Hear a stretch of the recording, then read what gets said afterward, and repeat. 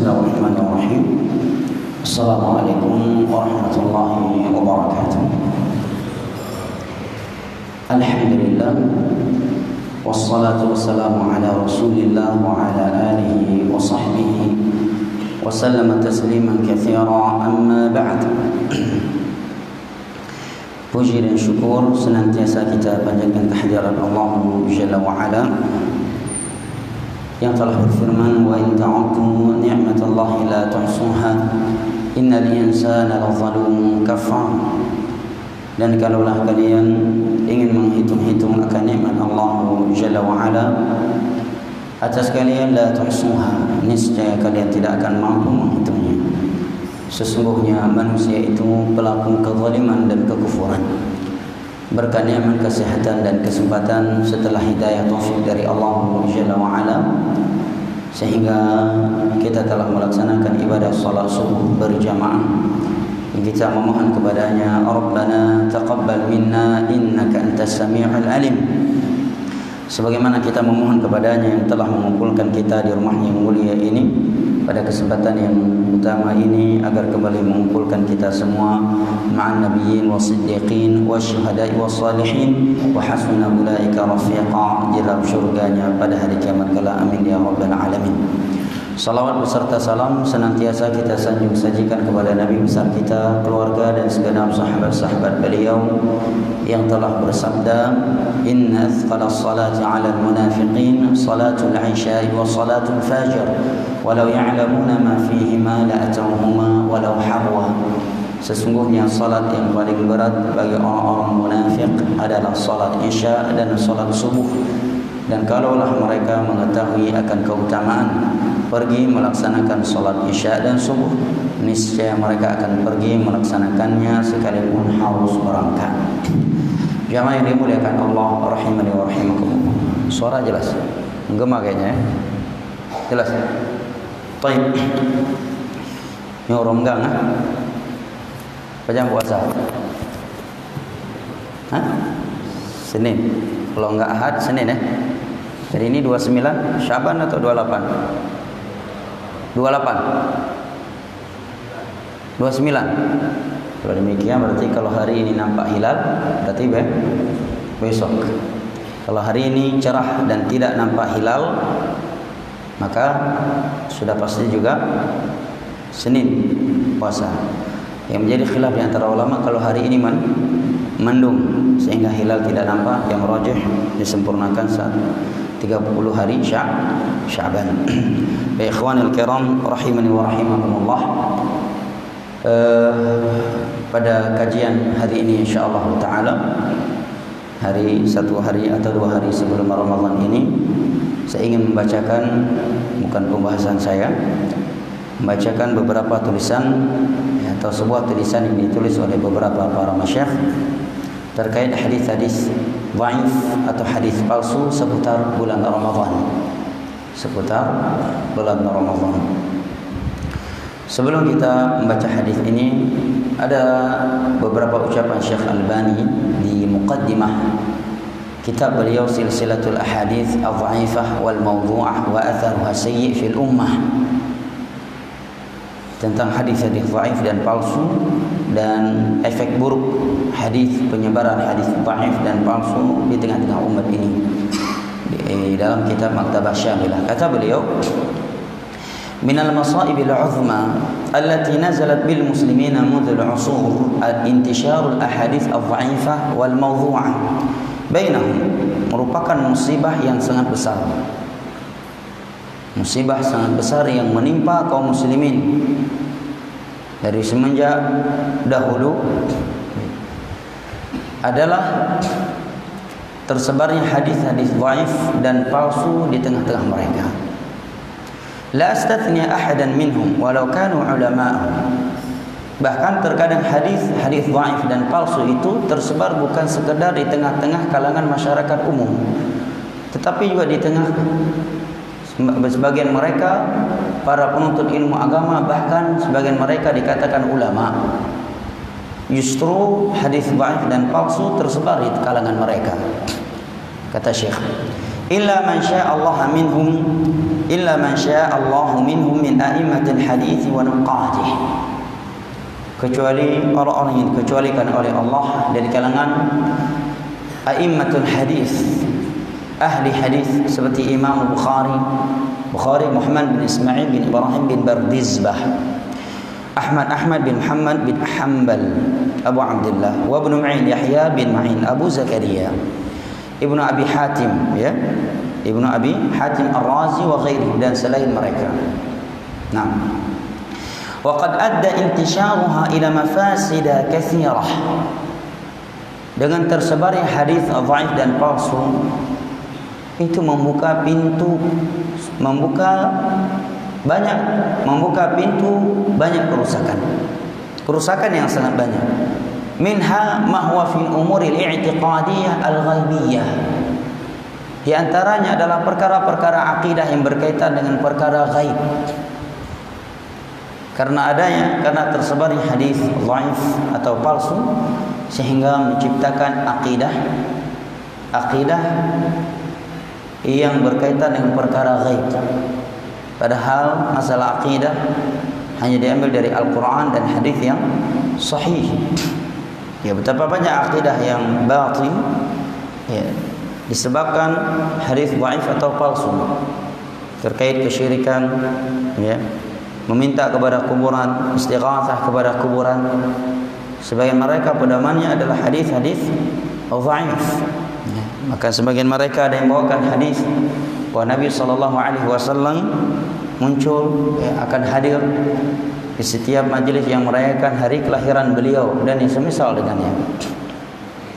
Wa minha ma huwa min al-umuri tasyri'iyah, sebagiannya pada permasalahan ibadah.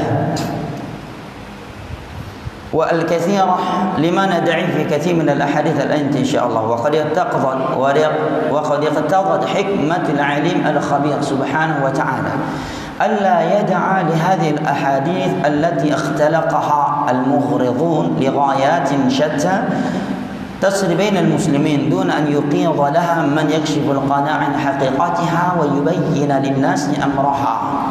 أولئك أئمة الحديث الشريف وحامل ألوية السنة النبوية الذين دعا لهم رسول الله صلى الله عليه وسلم بقوله نظر الله امرأ سمع مقالتي فوعاها وحفظها وبلغها فرب حامل فقه إلى من هو أفقه منه. Dan merupakan hikmah Allah Jalla wa'ala yang maha mengetahui, yang maha mengetahui sesuatu yang halus,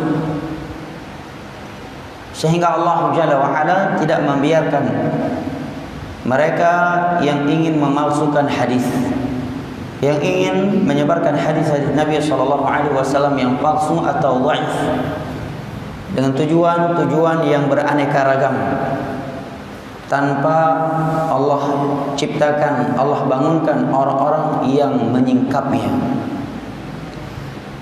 Artinya setiap masa Allah Jalla wa'ala menciptakan orang-orang yang selalu menyingkap hakikat orang-orang yang memalsukan hadis dan mengatasnamakannya kepada Nabi SAW.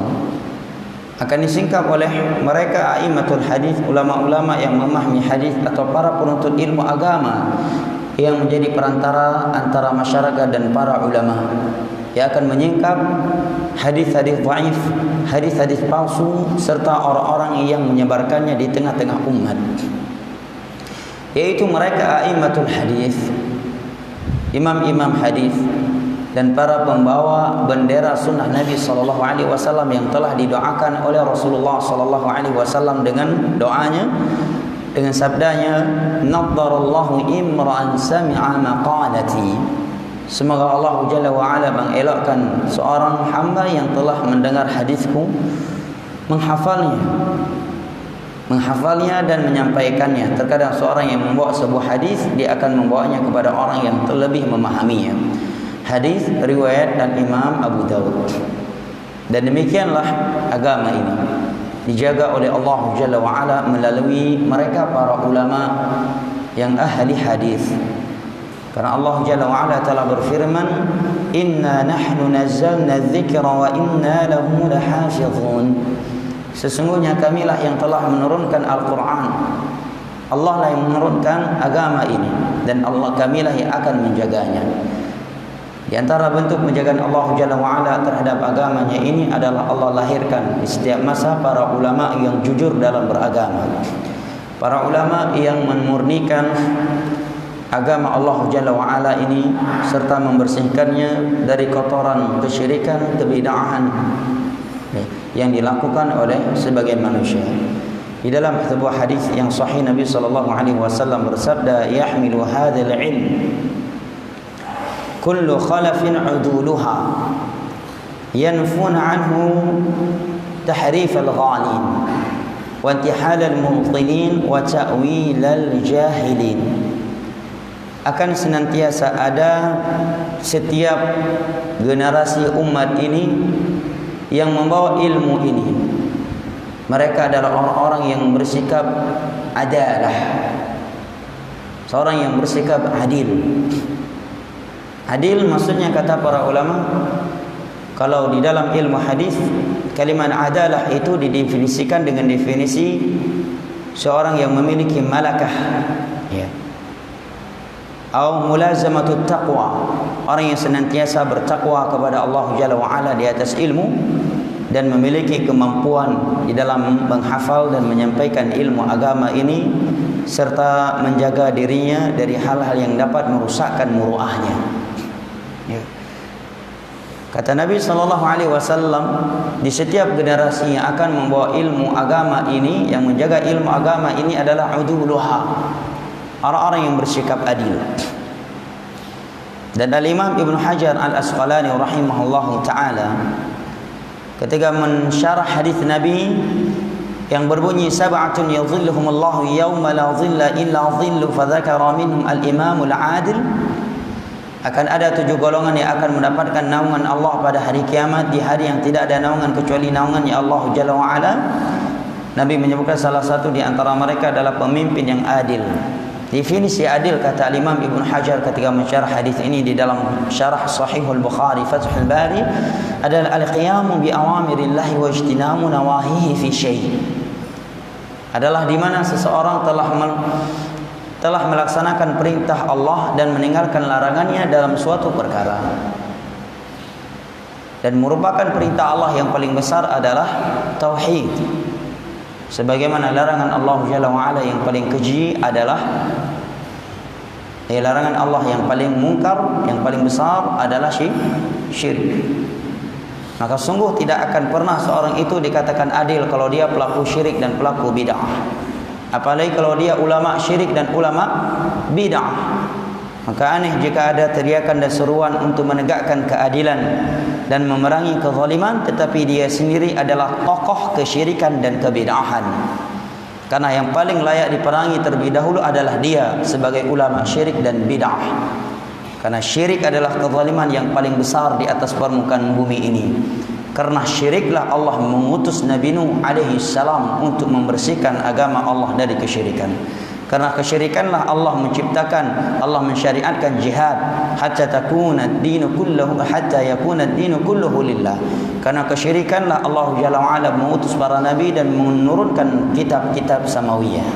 Dan Allah yang telah berfirman, innasyirka la zulmun azim. Kita kembali lagi kepada inti pembahasan kita. Nabi menyebutkan bahawa setiap generasi yang akan membawa ilmu agama ini adalah yang memiliki sifat adil. Apa ciri mereka? Ciri ulama yang sesungguhnya yang bersikap adil, dan mereka lah yang membawa keutuhan agama Allah di setiap masa.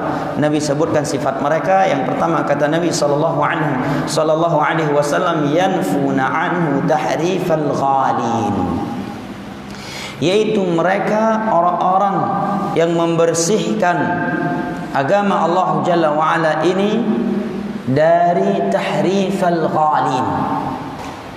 Adalah mereka orang-orang yang membersihkan agama Allah dari tahrifnya orang-orang yang melampaui batas, orang-orang yang ekstrim di dalam agama ini. Tahrif itu adalah membawa sebuah ayat atau hadis atau dalil kepada makna yang tidak diinginkan oleh Allah dan Rasulnya.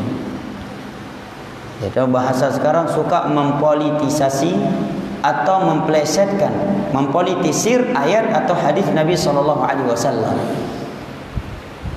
kepada sesuatu yang itu bukanlah maksud Allah dan Rasulnya. Mungkin timbul pertanyaan, bagaimana kita mengetahui maksud Allah dan Rasulnya?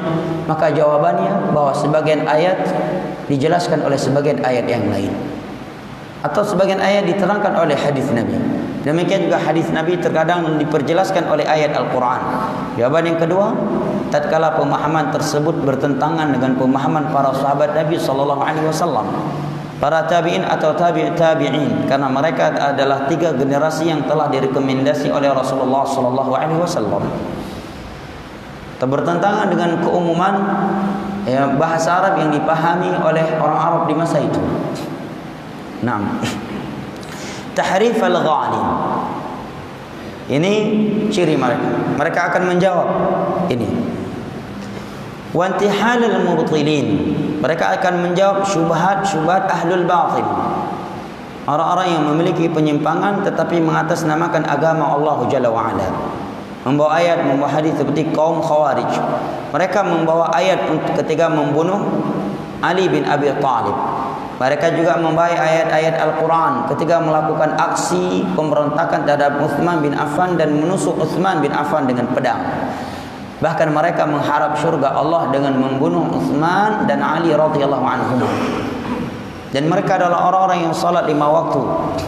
Kaum Khawarij yang membunuh Uthman dan Ali salat 5 waktu. Mereka puasa Daud. Mereka ahli Al-Quran, ahli ibadah, berpenampilan dengan penampilan para sahabat Nabi sallallahu alaihi wasallam.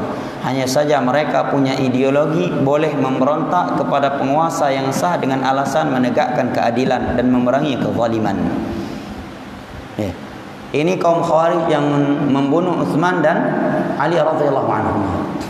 Mereka membawa ayat Allah, inil hukmu illa lillah wa man lam yahkum bima anzalallahi fa ulaika humul kafirun wa qtuluhum haitsu thaqiftumuhum, dan seterusnya. Maka dijawab oleh para sahabat Nabi. Di antara yang menjawabnya adalah Abdullah bin Abbas radhiyallahu anhuma.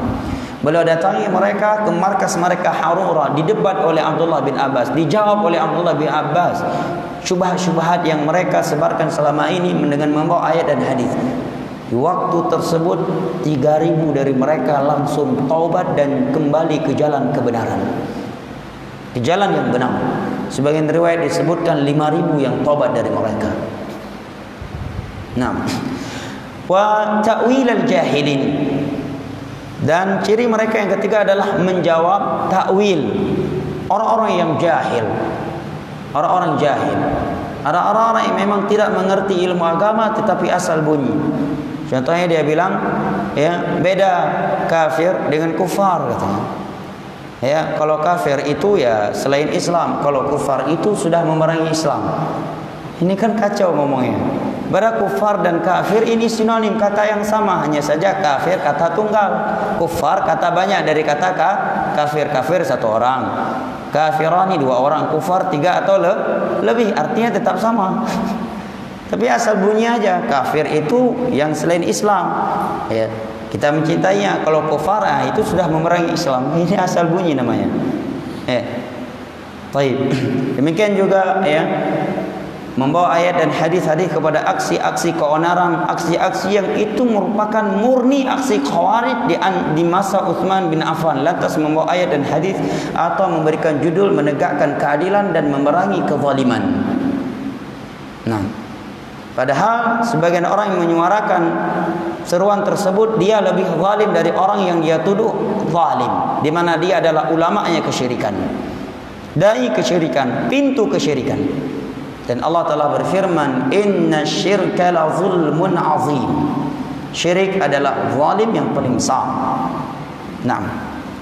Nah, oleh karenanya setiap generasi ada ulama-ulama menjaga kemurnian agama ini. Sampai-sampai Abdurrahman bin Mahdi, salah satu dari gurunya Al-Imam Al-Bukhari, kata beliau, andai kata ada seorang yang berusaha memalsukan hadis Nabi di sepertiga akhir malam, maka tidaklah matahari terbit kecuali sudah ada yang membongkar usaha dia itu. Tidaklah matahari terbit kecuali sudah ada yang berteriak, ini hadis, ini orang memalsukan hadis Nabi. Demikianlah Allah menjaga agama ini jemaah. Maka di masa mereka ulama hadis, di masa Nabi tidak ada yang berani memalsukan hadis. Ya, dan tidak ada yang mampu melakukannya. Di masa para sahabat juga masih terjaga. Di masa tabi'in, tabi'ut tabi'in, 3 generasi yang telah direkomendasikan oleh Rasulullah sallallahu alaihi wasallam. Atau mulailah terjadi penyimpangan setelah terbunuhnya Umar bin Khattab radhiyallahu anhu. Di masa Utsman, di masa Umar tidak ada yang berani macam-macam. Ada seorang yang bernama Sabiq ibn Isa. Dia menebarkan syubhat terkait ayat-ayat yang mutasyabihat, ditangkap oleh Umar dan dipukul oleh Umar kepalanya dengan pelepah kurma sampai mengeluarkan darah. Kemudian Umar menulis surat ke gubernur daerahnya, jangan ada masyarakat satupun yang berbicara ngobrol sama Sabiq ini sampai dia bertaubat dan mengumumkan taubatnya. Sampai ketika Umar memukul kepalanya, dia menyatakan, wahai Umar, kharajat, kaitubit syubhat wahai Umar. Sudah keluar toh syubhat dari kepalaku. Jadi yang dipukul oleh Umar itu bukan pelaku maksiat saja, pelaku bid'ah, pelaku syubhat pun dipukul oleh Umar karena mereka jauh lebih berbahaya daripada pelaku maksiat. Ya. Contohnya kaum Khawarij, betapa ribu orang memberontak kepada Utsman dan Ali gara-gara syubhat yang mereka tebarkan. Sekian ribu manusia mengharap syurga Allah dengan membunuh Utsman dan Ali gara-gara syubhat yang mereka tebarkan di tengah-tengah umat. Terjadi pentumpahan darah. Bahkan sebagian wanita yang hamil melewati markas mereka ditangkap dan dikorek bayinya. Dan mereka orang-orang yang melakukan salat 5 waktu dan mengharap syurga Allah dengan itu. Gara-gara syubhat jemaah. Makanya sikap pemimpin-pemimpin yang di atas sunnah terdahulu terhadap ahlul bid'ah itu sangat tegas, bahkan lebih tegas daripada sikap mereka terhadap pelaku maksiat. Contohnya ini, Sabiq menebarkan syubhat tentang ayat-ayat mutasyabih, tangkap oleh Umar, dipukul kepalanya dengan pelepah kurma sampai dia mengumumkan taubatnya. Maka di masa Umar tidak ada yang berani macam-macam. Setelah Umar bin Khattab radhiyallahu anhu meninggal dunia radhiyallahu anha, barulah muncul penyimpangan dalam agama ini. Dan sebelum Nabi meninggal itu sudah diberitakan oleh Nabi dalam hadis Hudzaifah. Nabi menyatakan ada pintu besar milik umat Islam ini. Kalau pintu ini sudah pecah, maka akan terjadi berbagai penyimpangan dalam agama ini. Ketika hadis ini disampaikan oleh Hudzaifah radhiyallahu anhu, beliau salah satu atau bahkan satu-satunya sahabat Nabi yang sangat ahli, yang banyak menghafal hadis-hadis Nabi terkait fitnah akhir zaman. Ketika Umar bertanya kepada beliau, siapakah yang dimaksud oleh Nabi? Apa yang dimaksud oleh Nabi dengan pintu tersebut wahai Hudzaifah? Maka beliau menjawab, yang dimaksud oleh Nabi dengan pintu tersebut adalah Anda wahai Umar. Jawab Hudzaifah radhiyallahu anhu.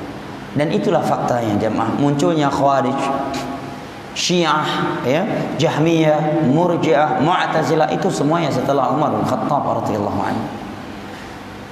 Zamannya Umar radhiyallahu anhu, setan aja bertemu dengan Umar lari. Ya, setan saya bertemu dengan Umar lari, ngambil jalan lain. Allah Jalla wa Ala menjaga. Tetapi Allah tetap menjaga agamanya ini sampai hari kiamat tegak melalui para ulama yang jujur dalam agama, yang tidak pernah takut kecuali kepada Allah, yang tidak pernah takut akan celaan manusia. Bahkan mereka siap hidup sendirian demi mempertahankan kemurnian agama ini. Maka siap diusir demi menjaga hadis Nabi SAW dari orang-orang yang suka memalsukan atau menyebarkan hadis dhaif. Dan itu telah diberitakan oleh Rasulullah SAW sebelum beliau wafat dalam hadis yang telah kita simak di atas tadi. Dan juga di dalam hadis beliau yang mutawatir yang berbunyi, la tazalu ta'ifatun min ummati zahirina 'ala al-haqqi la yadhurruhum man khalafahum wa la man khadalahum hatta ya'tiya amrullah wa hum kadzalik. Akan senantiasa ada dari umatku ini segelintir orang yang senantiasa menampakkan kebenaran. Banyaknya orang-orang yang menyelisihi dan mencemoohi mereka tidak membuat mereka goyang sedikit pun sampai datang keputusan Allah Jalla wa'ala. Bahkan kata para ulama, orang-orang yang benar-benar menjaga kemurnian agama Allah dan hadis Nabi itu, jangankan kalangan umum, bahkan di orang kalangan khusus saja yang mengatasnamakan ilmu agama, yang mengatasnamakan sunnah Nabi, yang mereka dinisbatkan kepada sunnah Nabi juga ikut membenci mereka. Contohnya Imam Ahmad, Imam Bukhari, Imam Muslim, Imam Yahya bin Ma'in. Di masa itu Yahya bin Ma'in dibenci oleh sebagian orang. Salah satu dari teman dekatnya Imam Ahmad rahimahullah ta'ala, Syekh Albani juga. Bahkan sebab beliau diusir dari kota Madinah adalah salah satu sebabnya adalah salah satu syekh yang tidak baik saya sebutkan karena itu ya sesuatu yang telah terjadi. Seorang alim juga. Sebab beliau ini Syekh Albani diusir, dikeluarkan dari Madinah. Dan beliaulah yang membuka fakultas hadis di Universitas Madinah. Syekh Albani lah yang membuka fakultas hadis di University Madinah. Nah, dan sangat banyak orang yang marah dengan keberadaan Syekh Albani ini. Terlebih mereka orang-orang yang berceramah menggebu-gebu, yang berasap, bahkan sudah berapi ceramahnya, rupanya hadisnya dhaif. Setelah datang Syekh Albani, dia tidak terlalu bebas lagi membawa hadis palsu dan dhaif. Ya. Dan hampir seluruh kitab hadis atau kebanyakan kitab hadis itu sudah ada ta'liq, catatan kaki oleh Syekh Albani jemaah, selain Sahih Bukhari dan Muslim. Hampir seluruh kitab hadis, ya, kitab apa antum? Ya, Musnad Imam Ahmad yang belum. Ya. Sunan Abi Daud, Sunan Ibnu Majah, Mustadrak Hakim, ya, Mu'jam At-Tabarani, Mu'jam Al-Kabir, Mu'jam As-Saghir. Bahkan di dalam kitab beliau silsilah dhaifah, silsilah as-sahihah, al-Jami' Tirmizi dan seterusnya. Itu sudah dikoreksi oleh Syekh Albani rahimahullah taala. Dan beliau koreksi, beliau jelaskan secara teori ilmiah yang berjalan di kalangan ulama hadis. Karena sebelum Syekh Albani datang sudah ada ulama-ulama hadis yang menerangkan ini hadis dhaif, ini hadis palsu, ini rawi dhaif, ini ahlul bidah, tidak bisa diambil riwayatnya. Syekh Albani hanya meneruskan mereka.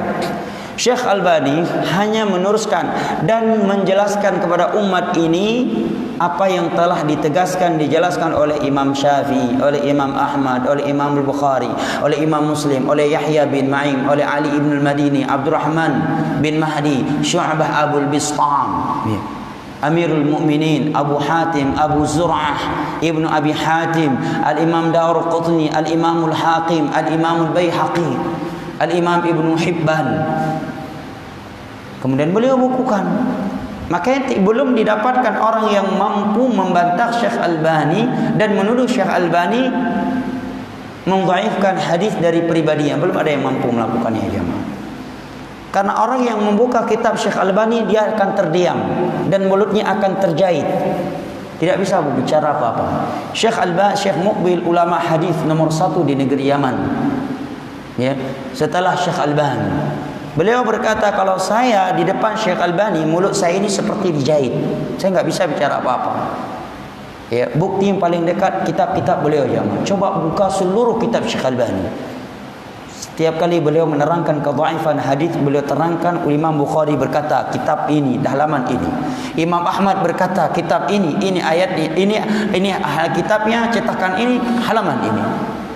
Beliau terangkan secara teori ilmiah dengan menukilkan ucapan ulama salaf. Makanya kalau ada yang berkata siapa lebih berilmu, Syekh Albani dengan Ibnu Hajar dan ini pertanyaan enggak ilmiah, yang tidak kenal siapa Syekh Albani. Yang orang yang tidak pernah baca kitab Syekh Albani atau pura-pura enggak pernah baca. Karena tidak pernah ada satu hadis yang didhaifkan oleh Syekh Albani belum didhaifkan oleh ulama sebelum beliau, tidak ada. Setiap kali beliau mendhaifkan hadis, beliau menerangkan kaedahnya dan beliau nukilkan ulama-ulama yang mendhaifkannya. Dari ulama-ulama yang hidup di abad kedua, ketiga, keempat atau yang datang setelahnya. Nah, karena mereka tidak mampu menjawab, maka yang ada adalah tuduhan-tuduhan kepada Syekh Albani. Syekh Albani dituduh membawa mazhab baru. Boleh dikatakan ekstrim, dikatakan tidak paham ilmu hadis, suka mendhaifkan hadis yang ulama salah mensahihkannya. Ini orang-orang yang tidak baca kitab silsilah as-sahihah, tidak pernah membaca kitab silsilah al-dhaifah dan tidak atau karena tidak mampu menjawab dengan jawaban ilmiah, maka yang ada hanyalah tuduhan-tuduhan semata, provokasi, makar, membunuh karakter. Itu merupakan metode ahlul bid'ah, ahli kesyirikan dari semenjak para nabi dan para rasul diutus oleh Allah ke permukaan bumi ini. Pembunuhan karakter itu senjata jitu ahlul kesyirik, ahlul bid'ah untuk menjauhkan masyarakat dari dakwah yang benar. Nih, Syekh Albani dituduh luar biasa dengan tuduhan-tuduhan yang luar biasa. Bahkan sampai beliau keluarkan dari Madinah. Ya. Demikian juga Syekh Muqbil bin Hadi Al-Wadi'i rahimahullah ta'ala. Karena mereka tegas membersihkan hadis Nabi. Bahkan disebutkan Syekh Albani itu tengah sakit parah, hampir meninggal dunia, menjelang meninggal dunia, di atas ranjang beliau itu ada kitab hadis yang sedang beliau koreksi. Bayangkan jemaah.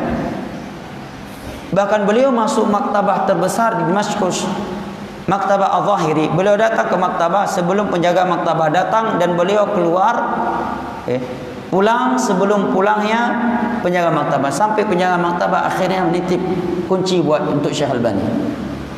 Kunci khusus. Kalau anda datang sebelum saya, silahkan masuk. Dan kalau anda yang telah pulang, nanti tutup ya. Dan beliau kehilangan satu hadis. Akhirnya beliau cari dalam seluruh kitab yang ada di maktabah itu, puluhan ribu isi kitabnya. Dan beliau buka halaman kitab-kitab hadis tersebut per lembar beliau buka.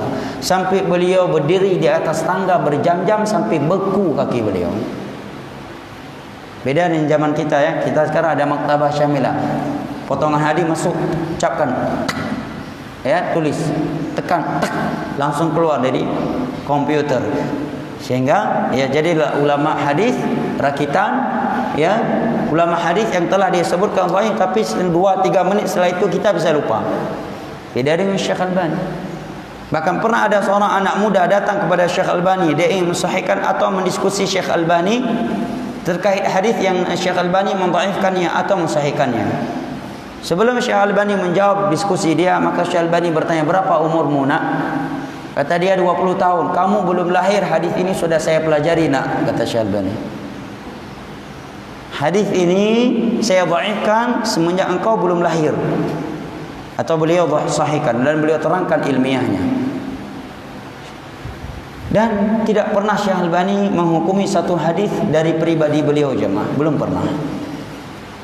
Makanya orang itu paling enggak suka kalau ada kitab Syekh Albani dibaca. Kan kalau orang baca kitab Syekh Albani, kitab fikih saja, dia akan punya jati diri. Beliau bentukkan jati diri dalam beragama jemaah. Paling dekat jemaah, coba buka kitab sifat solat Syekh Albani. Yang mereka gebi jawaban, mepluk-pluk pluk mandi tamang bahasau jemaah. Kalau beliau berikan jawaban, sekalipun terkadang kita yakin ini pendapat yang kurang kuat, kita lebih nyaman dengan pendapat ulama lain, tapi tetap ketika kita baca penjelasan beliau, kita enggak mampu menjawabnya terkadang. Apalagi kalau sudah bermain dengan hadis. Beliau pakarnya. Beliau sebutkan ya ulama-ulama yang mengkritik hadis itu, kondisi rawi dalam hadis tersebut luar biasa. Contoh paling dekat jamaah, yang paling dekat, yang paling mudah, sifat solat Nabi SAW, karya Syekh Albani. Bagaimana beliau menguraikan sifat solat Nabi dengan ayat, hadis, ucapan para sahabat. Enggak ada satupun pribadi beliau di dalamnya. Coba buka jamaah. Sifat solat Nabi karya Syekh Albani. Isinya ayat, hadis, ucapan para sahabat, para tabi'in, tabi'ut tabi'in. Kemudian kesahihan hadis, kedhaifan hadis beliau terangkan secara ilmiah dan jelas, dipahami oleh setiap orang yang memahami ilmu hadis dan mempelajari ilmu mustalah hadis. Nah, ini muqaddimah dari beliau secara ringkas, dan beliau juga menyebutkan bahwa sudah ada ulama-ulama dahulu yang menulis kitab-kitab yang di dalamnya mereka menerangkan hadis-hadis Nabi SAW yang dhaif atau palsu. Di antaranya kata beliau, kitab yang sangat masyhur yang paling besar adalah Al-Maqasidul Hasanah fi bayani katsirin min al-ahadits al-mushtahirah 'ala al-alsinah. Tujuan-tujuan yang indah di dalam menerangkan hadis-hadis kebanyakan hadis-hadis yang masyhur di kalangan manusia, tapi hadisnya dhaif. Ini ditulis oleh Al-Imam As-Sakhawi. Imam As-Sakhawi, beliau salah satu ulama di semasa dengan Al-Imam As-Suyuti. Ini Imam As-Sakhawi. Juga kitab Al-Imam Al-Hafidh Az-Zaila'i Nasrul Raya Al-Hadith Al-Hidayah. Juga Al-Imam Al-Iraqi dalam kitab beliau ta'liq terhadap kitab Ihya Ulumuddin, karena kitab Ihya Ulumuddin salah satu sumber hadis dhaif. Oleh karenanya dita'liq khusus oleh Al-Imam Al-Iraqi, dikasih catatan kaki oleh Imam Iraqi, gurunya Imam Ibnu Hajar Al-Asqalani. Beliau terangkan hadis-hadis dhaif yang ada di dalam kitab Ihya Ulumuddin. Maka para ulama menerangkan agar seorang tidak membaca kitab Ihya Ulumuddin kecuali bersama catatan kaki Al-Imam Al-Iraqi, ahli hadis, gurunya Imam Ibnu Hajar Al-Asqalani. Yang mendidik Imam Ibnu Hajar Al-Asqalani menjadi ulama adalah Al-Imam Al-Iraqi. Ini yang pertama. Yang kedua, dia memahami akidah. Dia seorang ulama atau seorang dai yang memahami akidah yang benar, sehingga apa yang keliru dalam kitab tersebut bisa dia luruskan kepada umat. Memang di dalamnya ada bahasa-bahasa, ucapan-ucapan yang memang sangat indah untuk tazkiyatun nufus. Dan di antaranya juga adalah kitab Ibnu Hajar Al-Asqalani yang berjudul Takhrij Ahadits Al-Kasyaf, juga Takhrij Ahadits Asy-Syifa lil Imam As-Suyuti, serta kitab-kitab yang lainnya. Ini saya baca sengaja agar diketahui bahwa Syekh Albani bukan pembuka pintu dalam ini. Beliau hanya meneruskan. Dan itu akan ada setiap masa. Agama Allah ini akan dijaga, akan kemurnian. Nabi SAW meninggal dunia, agama Allah masih murni jemaah. 4 khulafa ar-rasyidun telah meninggal dunia, agama Allah ini masih murni. 4 imam madhab telah meninggal dunia rahimahullah ta'ala, agama Allah masih murni. Dajjal nanti keluar, agama Allah juga masih murni jemaah. Dajjal padahal kiban dajjalnya jemaah.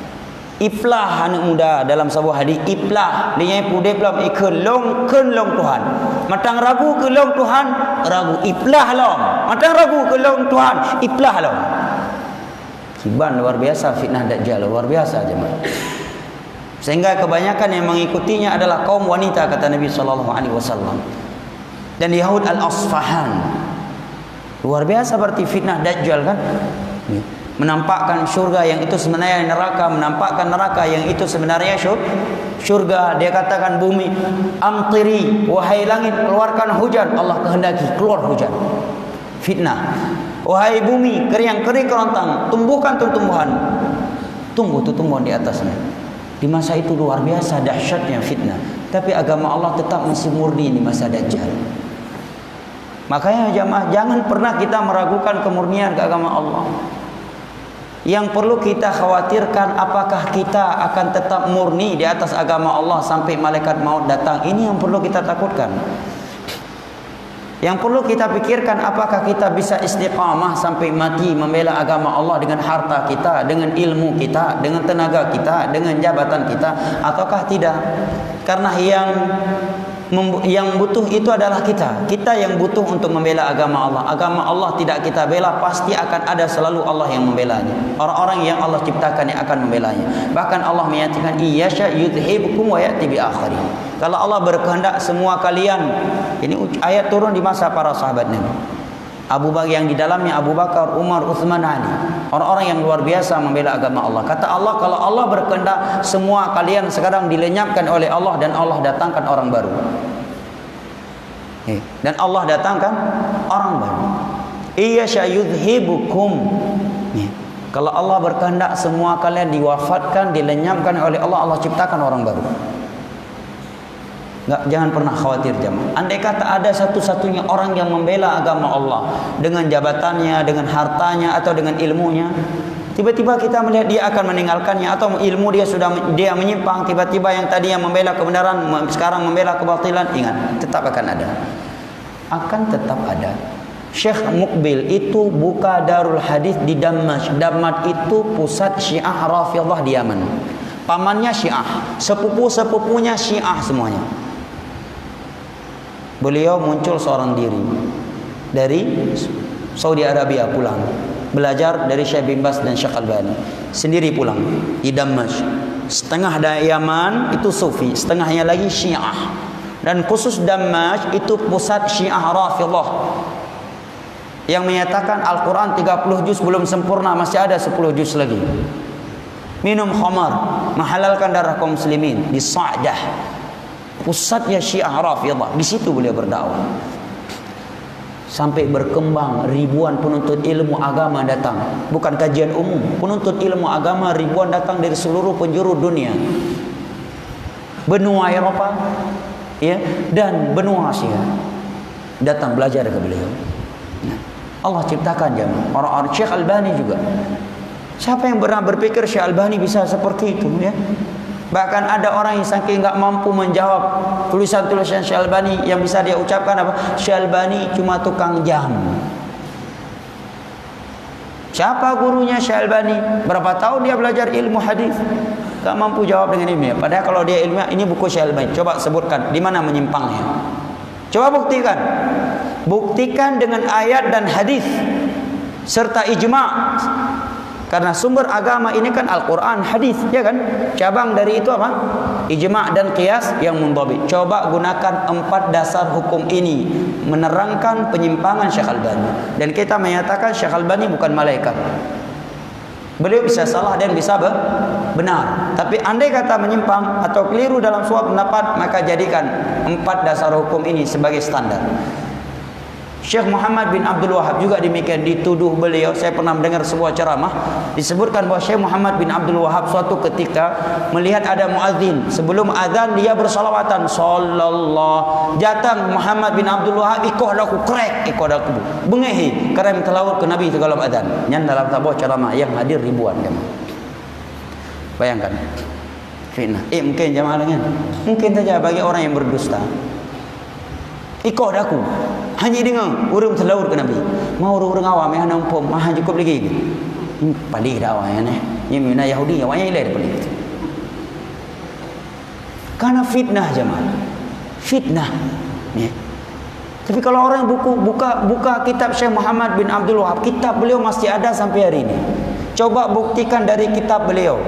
Kalau beliau sudah meninggal kan abad ke-12, 200 tahun lebih sudah beliau. Suaranya kan sudah enggak ada lagi. Mau jumpa sama orangnya juga enggak ada. Kitabnya masih ada. Coba buktikan dari kitab-kitab beliau ada yang menyimpang dan bertentangan dengan Al-Quran dan hadis Nabi. Tidak ada yang mampu melakukannya. Yang ada hanya fitnah. Muhammad bin Abdul Wahab begini, Wahabi begini, begitu. Coba buktikan dari kitab-kitab beliau yang ada usul salasah, aqidul arba' dan seterusnya, bahwa ada akidah yang menyimpang dan bertentangan dengan Al-Quran dan hadis yang dibangun di atas pemahaman para salaf, yang itu merupakan dasar agama kita. Belum ada yang melakukannya. Dan tentunya beliau juga bukan malaikat. Bisa jadi ada yang keliru, yang bertentangan dengan Al-Quran dan hadis, dan kita enggak fanatik kepada beliau. Sumber agama kita bukan beliau. Andai kata kita mau fanatik, maka 4 mazhab lebih layak kita fanatik kepada mereka daripada Syekh Muhammad bin Abdul Wahab yang datang jauh setelah mereka, yang beliau tidaklah lebih berilmu daripada Imam Syafi'i. Bahkan mungkin 100 atau 1000 orang seperti Syekh Muhammad bin Abdul Wahab belum menyamai ilmunya Imam Syafi'i. Nah,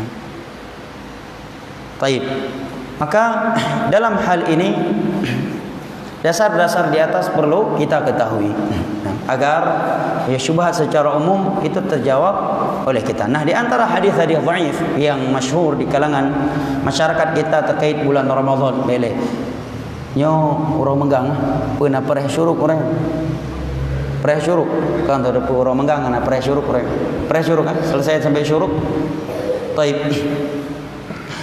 Hadis yang pertama adalah hadis yang berbunyi sumu tasihhu, yang paling masyhur.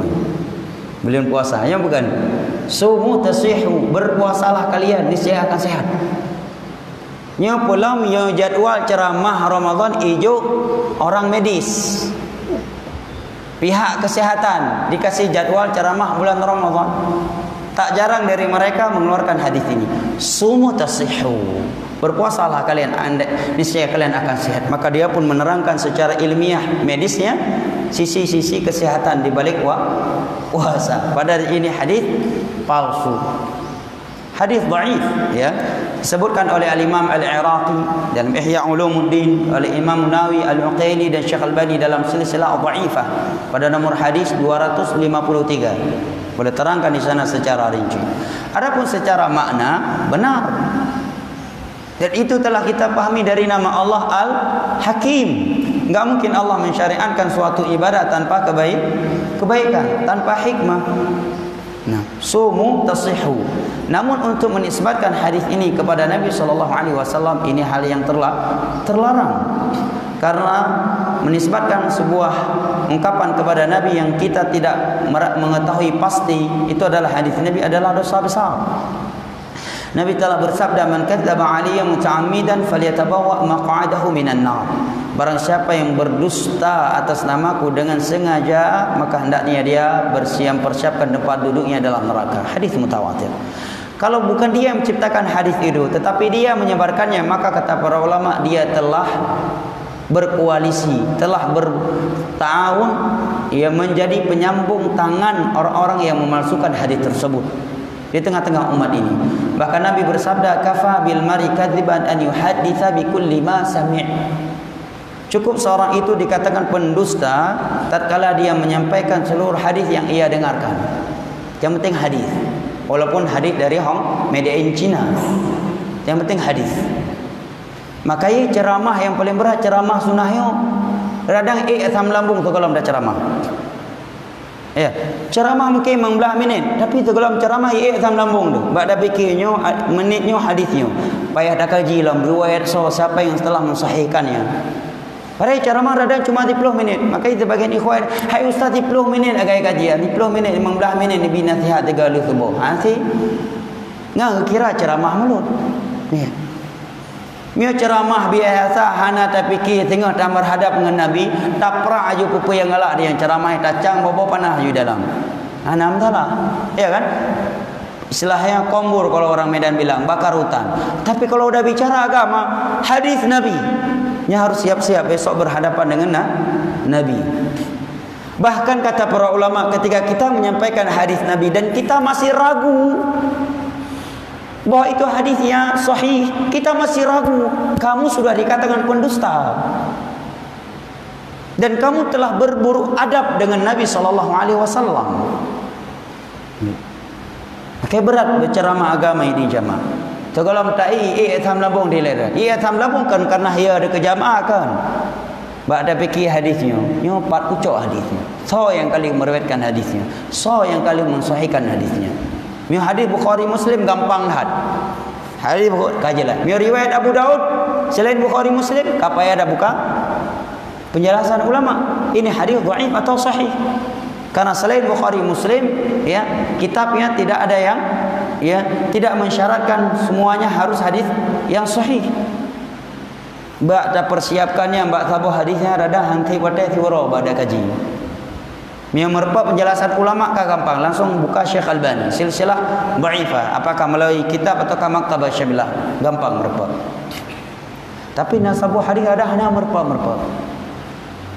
Nyan yang berat, ya, baca ceramah jam. Makanya terkadang ceramah, ya, itu isinya hadis-hadis yang masyhur. Karena kata para ulama, man ata bil gharaib, orang yang suka membawa hadis-hadis yang asing, dia akan didhaifkan oleh ulama. Ingin bawa hadis yang baru, rupanya hadis yang dhaif. Karena biasanya hadis dhaif yang asing-asing, sehingga rasanya dia membawakan ilmu baru. Di kalangan ulama justru gara-gara itu dia didhaifkan. Dan di dalam sebuah hadis Nabi SAW bersabda, "Man qala alayya ma lam aqul falyatabawwa maq'adahu minan nar." Barang siapa yang mengucapkan mengatasnamaku sebuah hadis yang itu belum aku ucapkan, hendaknya dia mempersiapkan tempat duduknya dalam neraka. Bahkan Al-Imam Ibn Hibban menulis sebuah kitab Sahih Ibn Hibban, menyebutkan di dalamnya judul-judul bahwa orang yang belum memastikan hadis Nabi SAW, tidak layak dia menyebarkannya di tengah umat. Hadis yang kedua, dan ini tidak kalah masyhurnya dengan hadis yang pertama tadi, yaitu hadis yang berbunyi awwalu syahri Ramadan rahmah wa awsatuhu maghfirah wa akhiruhu itqum minan nar. Ini masyhurnya luar biasa ini.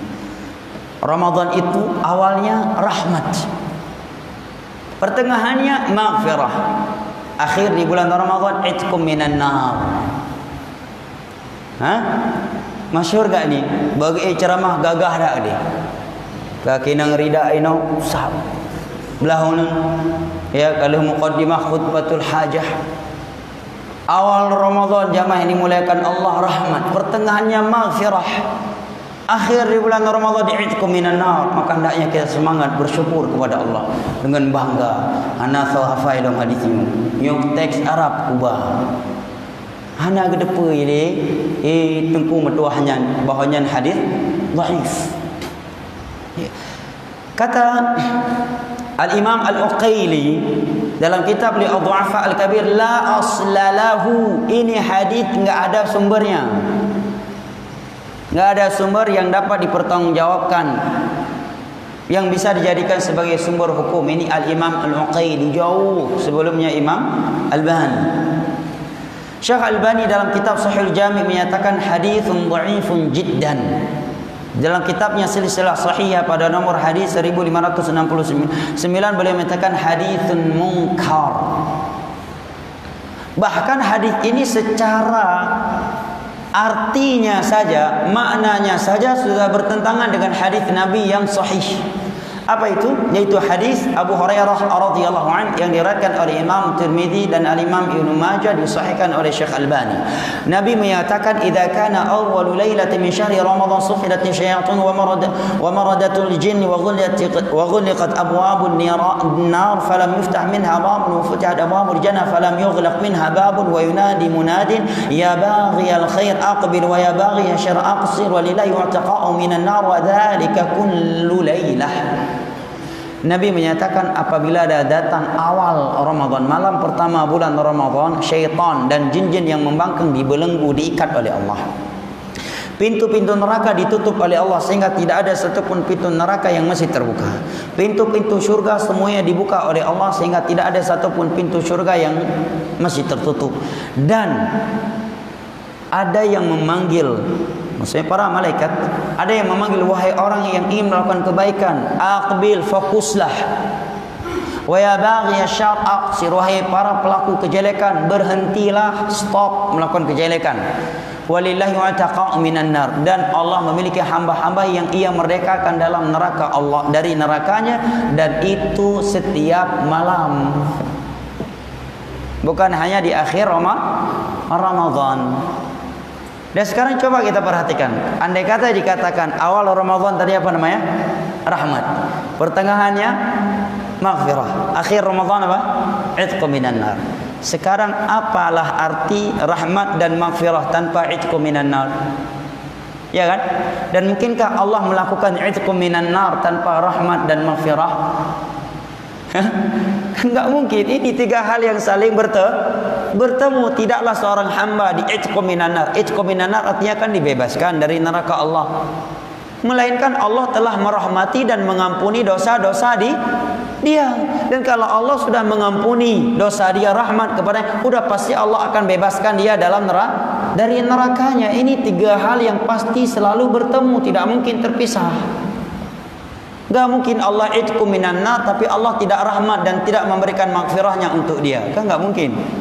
Tapi orang kalangnya mengkaibah hadis mengkalah haju. Yang penting hadis na baca Arab baca jid. Mengkalah haju. Ya. Yeah. Tanpa dia kaji ini, mestinya dia baca dulu penjelasan ulama terkait hadis ini. Terkadang itu hadis itu dikatakan dhaif, bisa dipastikan maudhu, kata Syekh Imam Ibn Hajar dalam kitabnya Nukhbatul Fikr dan syarahnya Nuzhatun Nazar, adalah min rikakati alfazihi. Dari konteksnya, gaya bahasa saja itu sudah bisa diprediksi, bukan bahasa Nabi. Karena Nabi itu diberikan mukjizat berupa jawami'ul kalim, bahasa Nabi itu paling tinggi sastranya. Bahasa beliau pendek, simple, tapi mencakup dan memiliki makna yang sangat luas. Contohnya ini, kan kalih juga hadis. Awalnya rahmat, pertengahan maghfirah, akhirnya itkum minan nar. Mami merepak rahmat, hana merepak itkum minan nar. Merepak maghfirah tapi hana merepak itkum minan nar. Kupu maghfirah dengan rahmat hana bebas dalam neraka. Kayak mana? Dan mungkin kupu bebas dari neraka tanpa maghfirah dan tanpa rahmat. Kah mungkin sih? Tapi yang kurang, maka puluh ju hadis. Dan pernah lun dengar sebuah ceramah, lun tuan dengar sebuah ceramah gebah hadis, at-taubatu minad danbi kasabuni ala thawbi. Ya maka puluh ju hadis. Taubat dari sabuh dosa yang lagi sabun yatuh baje. Kamu kalah juga hadis. Kalimat sabun bukan kata Arab. Sabun yang kan bahasa Arab. Di masa Nabi tiada sabun tilom. Pengganti sabun di masa Nabi daun bidar ditaruh di air sehingga berbusah airnya, digunakan untuk mandi. Itu manfaatnya seperti sabun di masa. Dan sabun bukan bahasa Arab. Kalimat sabun miona baru 200 tahunnya kan. Nah 200 tahun kalimat sabun, 200 tahun yang lalu karena sabun yang dari bahasa macam pastikan hadis Nabi. Belum kita koreksi secara sastranya. Taubat dari dosa lagi sabun yatuh baje. Sabun yatuh baje mi hanairah iklih. Kang leh sabun di atas baju. Kalau sabunnya tidak dicuci, bajunya tidak dicuci tanpa air, bisa bersih? Kan enggak mungkin bersih. Kalau sekedar di atas baju, gudang sabun pun ditaruh di atas baju enggak akan bersih baju kalau enggak dicuci, ya kan? Dari bahasanya udah mungkin, udah pasti itu bukan bahasa Nabi. Tapi urung kali haju. Hebat aku bah hadis bah, nyo hadis. At-taubatu minadz-dzanbi kasabuni ala thawbi. Ya masya-Allah bahasa Arab bah, nyo hadis. Bahasa Arab ubah kan terjemahan. Mengkalih laju. Ya. Subhanallah. Ya. Seperti hadis di atas. Hadis yang ketiga. Saya pilih yang paling masyhur.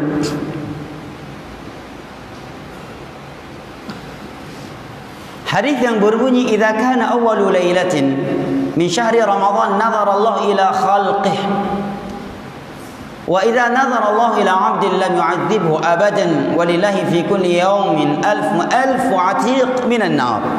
فإذا كانت ليلة 29 أعتق الله فيها مثل جميع ما أعتق في الشهر كله. Apa di awal malam Ramadan Allah melihat kepada makhluknya. Jika Allah telah melihat kepada seorang hamba, maka hamba itu tidak akan disiksa selama-lamanya. Ma Abu Lahab nagkalan li Allah ketika hati. Ya. Kalau Allah sudah melihat kepada seorang hamba, hamba itu enggak akan pernah disiksa. Dan di setiap hari ada 1000, maksudnya sejuta orang yang dibebaskan dari neraka Allah. Dan apabila malam 27, Allah akan memerdekakan di malamnya seperti jumlah yang telah Allah merdekakan seluruh malam atau di seluruh Ramadan. Ini hadis maudhu, disebutkan oleh Al-Imam Ibnul Jauzi dalam kitabnya Al-Mawdu'at. Maudhu'at artinya hadis-hadis palsu. Disebutkan oleh beberapa guru kami di Yaman, guru-guru hadis kami ketika kami belajar kitab Ilal Tirmidzi, Dhabit Jarh wa Ta'dil dan juga Mustalah Hadis. Kan maudhu'at artinya hadis-hadis palsu, itu secara istilah ilmiah. Tapi secara etimologi bahasa umum, maudhu'at sesuatu yang diletakkan. Itu arti maudhu'at. Nasirah Khatib yang berceramah menyampaikan sebuah hadis dengan pedenya, kemudian dia menyatakan ini hadis disebutkan oleh Imam Ibnul Jauzi dalam kitabnya Al-Mawdu'at. Ini kan menertawakan orang. Udah tahu dalam kitab Mawdu'at, kok dia bawa lagi? Mawdu'at artinya hadis-hadis palsu. Dia nak kata apa istilah mawdu'atnya apa? Kira mawdu'atnya mungkin kuih mameh. Ya, udah asam udah kira dengan PD hadis nyona dalam kitab Mawdu'at Ibnul Jauzi. Pada kitabnya memang khusus ditulis di Imam Ibnul Jauzi untuk menerangkan hadis-hadis palsu. Yang penting belajar agama jemaah. Belajar istilah ilmiah. Hadis ini maudhu' disebutkan oleh Imam Ibnul Jauzi, Imam Syaukani dalam kitab Fawaid Al-Majmu' dan Syekh Albani dalam silsilah dhaifah pada nomor 5476. Namun masalah Allah memerdekakan hambanya itu ada dalam beberapa hadis, namun penyebutan jumlahnya tidak ada yang mengetahuinya kecuali Allah Jalla wa Ala. Juga hadis yang berbunyi kaidah mah syuruk kah? Baik, dua buah hadis tu tengah pika puasa, dua buah hadis. Law ya'lamul ibad ma fi Ramadan latamannat ummati an yakuna Ramadan as-sana kullaha. Kalau hamba ini tahu keutamaan Ramadan yang sesungguhnya, maka mereka akan bercita-cita, berangan-angan 1 tahun penuh adalah bulan Ramadan. Kemudian Nabi menyebutkan bahawa setiap di bulan Ramadan syurga itu dihias, ya, diindahkan. Dan jika datang awal Ramadan, maka datang angin dari bawah arsy-Nya Allah Jalla wa Ala, dan seterusnya. Ini juga hadis dhaif. Juga hadis dhaif dalam bulan Ramadan adalah hadis yang berbunyi, ya ayuhan nas qad adhallakum syahrun azim. Wahai sekalian manusia, telah datang kepada kalian bulan yang agung. Barang siapa yang melakukan sebuah kebaikan di dalamnya yang sunnah, maka seperti orang yang melakukan kewajiban, amal yang wajib di luar Ramadan. Dan barang siapa yang melakukan amal yang wajib di bulan Ramadan, maka seperti orang yang melakukan 10 kewajiban di luar Ramadan. Luar biasa. Rupanya hadis ini dhaif, diterangkan oleh Imam Ibnu Hajar dalam kitabnya Talkhisul Habir. Syekh Albani dalam kitabnya Takhrij Mishkatin Masabih, hadithun dhaifun jiddan. Walaupun tentu keutamaan bulan Ramadan jauh lebih mulia di luar bulan ketimbang selain bulan Ramadan. Bahkan ada kaidah umum, sebuah kebaikan itu dilipat gandakan oleh Allah terkadang menjadi 700 kali lipat, dan itu juga terjadi di luar Ramadan. Bahkan ila dhafin katsira, bisa lebih dari 700 kali lipat, sebagaimana hadis riwayat Imam Muslim dari Abdullah bin Abbas radhiyallahu anhuma.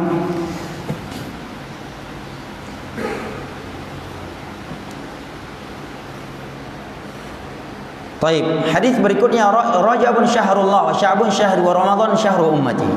Rajab bulan Allah, Sya'ban bulan lun tuan ke Nabi.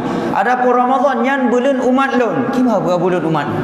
Rupanya hadis maudhu', hadis palsu juga disebutkan oleh Imam Ibnu Jauzi dalam kitabnya Al-Mawdhu'at. Juga hadis yang dhaif, bismillah Allahumma laka sumtu wa ala rizqika aftartu. Ini juga hadis yang dhaif, disebutkan oleh Imam Syaukani dalam kitabnya Nailul Awtar, Al-Hafidh Ibnu Hajar, imam ulama Syafi'i. Jadi kan Syekh Albani yang mendhaifkan hadisnya. Syekh Al-Imam Ibnu Hajar Al-Asqalani dalam kitabnya Talkhisul Habir menyatakan tentang hadis bismillah Allahumma laka sumtu wa ala rizqika aftartu. Sebagai orang tanya gemayang lah, padahnya hanjut karena khawatir itu memperolok hadis Nabi. Apa kita mah cok sudak temak bu, nak pernah lagian orang ron tumpah ubud ya, ati belajar ba SD ati purno belum puasa aja tikula na guru yang galak gemayang, ya, galak gemayang. Kita mah cok sudak temak bu. Apa bahasa Indonesia ni? Cok sudak temak bu. Apa bahasa Indonesia aja? Ambil sendok, gunakan untuk ambil nasi. Cok sudak, sedok temak bu. Ini sudah memperolok-olok agama jemaah, ya. Dan perolok-olok agama Allah salah satu dari pembatal Islam. Ia mayang baik bahaya agama, minta bahaya lain. Baik mayang agama. Bab agama manum serius. Naam. Ini hadis diterangkan kedhaif oleh Ibnu Hajar Al-Asqalani, ulama besar dalam mazhab Syafi'i. Juga Syekh Albani dalam kitabnya Riwaul Ghalib. Nah, tambah sebagian mereka memberi tambahan lagi, wabika amantu wa alaika tawakkaltu. Kalau ini sama sekali tidak ada sumbernya. Kalau tadi memang ada sanadnya tapi dhaif. Namun dengan tambahan wabika amantu wa alaika tawakkaltu, ini tidak ada sumbernya. Maka yang sahih adalah doa zahabadh dhama'u wa batalatil 'uruq wa thabatal ajru insyaallah. Hadis riwayat Abu Daud dan dihasankan oleh Syekh Albani. Hadis yang terakhir apa tu? Adalah hadis yang berbunyi naumus shaim ibadah. Nya juga cukup masyhur. Tidurnya orang berpuasa adalah ibadah. Nak pernah dengar hadisnya? Belum puasa? Cukup sering. Betul bagi tu. Naumus shaim ibadah. Tidurnya orang yang berpuasa ibadah. Makanya lomba-lomba belum puasa kaji ke belum festival tidur. Menang tubuh kejap ibadah kira tahu nak meninggal. Rupanya kagak sampai lu. Yang cukup le desa orang-orang yang bahadisnya. Cukup jaya desa. Cukup jaya desa. Kan desa karena orang tapi karena orang ganggap ibadah dan ganggapnya nah hadis ina letak desa je. Memang masalah hukum dia mubah dasarnya kan anak desa. Dan bisa bernilai ibadah kalau dia niat karena Allah, dengan dia tidur bisa beraktivitas maksimal setelah jam istirahat. Naumus shaim ibadah. Makanya dah kalau orang di masjid di watai yang sebenarnya hana layak ge. Hai misalkan raweh lu pos 10 malam. Dua rumah ge lu subuh dengar. Apa kau dengar tadi? Segelai di luar Ramadan ada orang tidur jam 11 malam, jam 12 malam tapi setelah subuh enggak ngantuk. Nyo kan? Tapi mungkin gara-gara hadisnya lu subuh setajuk pos 12 baru bedak. Pajang baca Al-Quran kah hanya kerja ni. Padahal para sahabat perang Badar yang terjadi di bulan Ramadan. 17 Ramadan gemu perang dalam keadaan puasa. Leher tu 300 orang lawan 1000 orang. Perang Badar itu di pinggir pantai di musim panas. Naumus shaim ibadah. Tidurnya orang yang berpuasa ibadah. Wa shamtuhu tasbih. Diamnya dia adalah merupakan tasbih. 3 geih dengan taim tanda nak dah baca apa tasbih. Jadi kah hana payah zikir ni hana payah baca Al-Quran taim matang tayo dianggap sebagai tasbih zikir. Taimnya lagi dah ucapkan subhanallah subhanallah subhanallah. Ni wa amaluhu mudha'af, amalannya itu berlipat ganda. Kalau ini betul secara man wa du'ahu mustajab, doanya mustajab, ini benar. Wa dhanbuhu maghfur, dosanya itu terampuni. Namun secara sanad ini hadis yang dhaif. Diterangkan oleh Al-Imam Iraqi ketika beliau memberi catatan kaki terhadap kitab Ihya Ulumuddin. Nah, wallahu a'lam bisawab. Saya kira sampai di sini, lebih dan kurangnya saya mohon maaf. Dan ini kajian terakhir sebelum Ramadan. Dalam bulan Ramadan saya minta uzur Bang Mik. Nah, wallahu a'lam bisawab. Mudah-mudahan bermanfaat. Subhanakallahumma bihamdik asyhadu an la ilaha illa anta astaghfiruka wa atubu ilaik. Wassalamualaikum warahmatullahi wabarakatuh.